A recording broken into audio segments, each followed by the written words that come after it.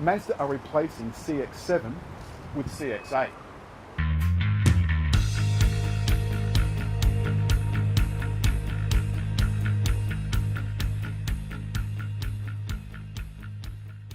For some obscure reason, Mazda have decided to replace their CX-7 SUV with this CX-8 SUV. Now what's the difference? This has a diesel engine. It's only got one transmission, but it comes in two trim levels. The Asaki, the top model, and the Sport. It's got the front end of a CX-5. It's got the back end of a CX-9. It's got the wheelbase of a CX-9, and it's got the width of a CX-5. Are you confused? I certainly am. It only comes in one engine, which is a diesel, and one transmission, which is automatic. This is the top model, the Asaki, and it's 62 grand each. The base model is 42 grand each. Top model comes in all-wheel drive only, and the base model comes in either a front-wheel drive or an all-wheel drive.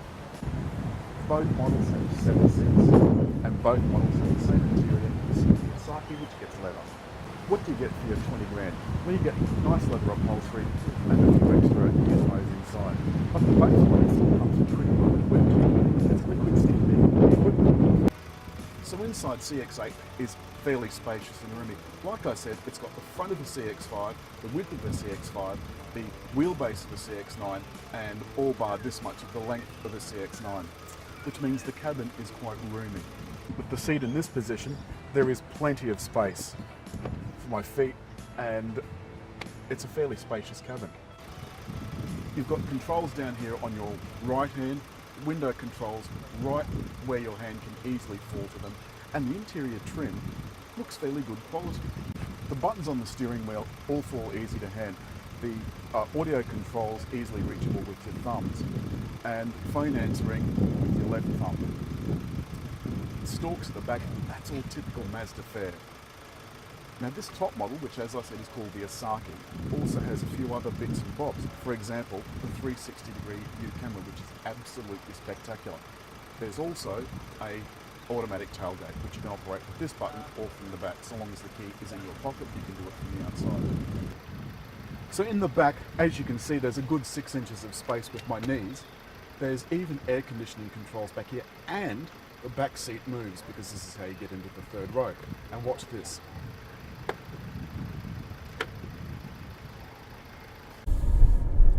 Confused? Me too. This has got the front of a CX-5, the back of a CX-9, the width of a CX-5, the front of a CX-5, and the wheelbase of a CX-9. It's got 7 seats, the same as a CX-9, but of course overall is smaller.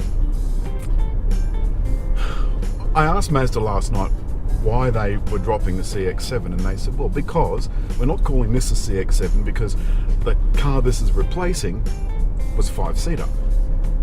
So it was all centered around the seats. Then of course there's the engine. There's only 2 trim levels, the base model and the Akira.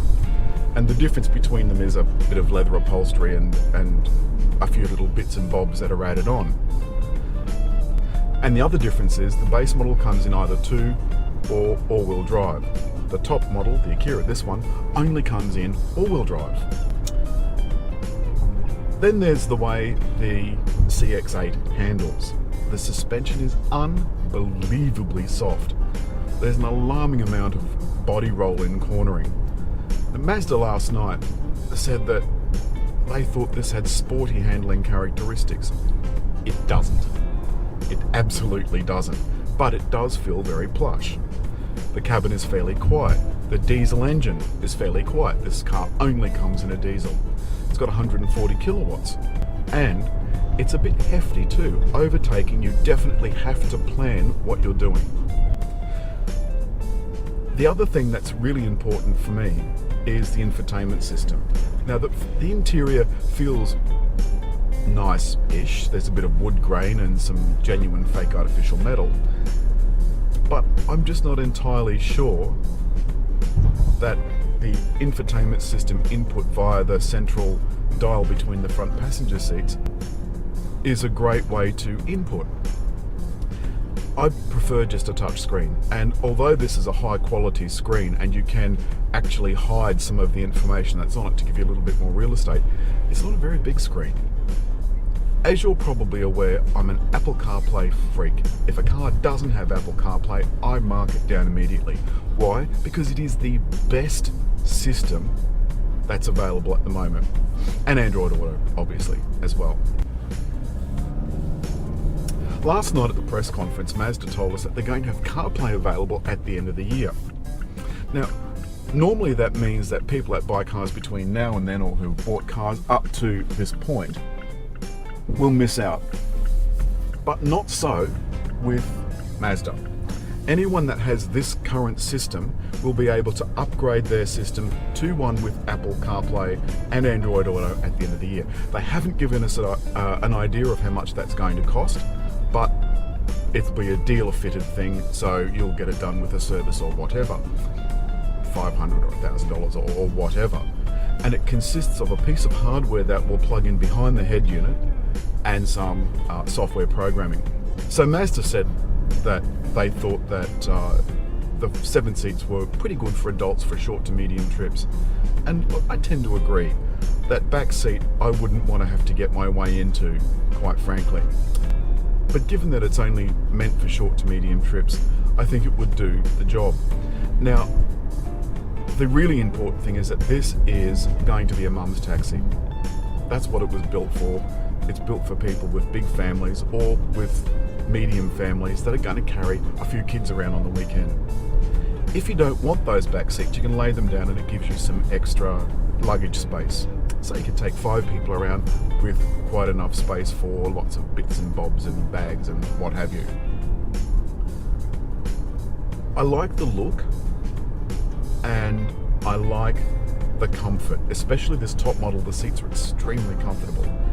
And on a long trip, Mazda says you would get out refreshed. Now, I'm not sure I would get out refreshed, and certainly after 5 hours behind the wheel yesterday in the base model, I did not get out refreshed. I was knackered.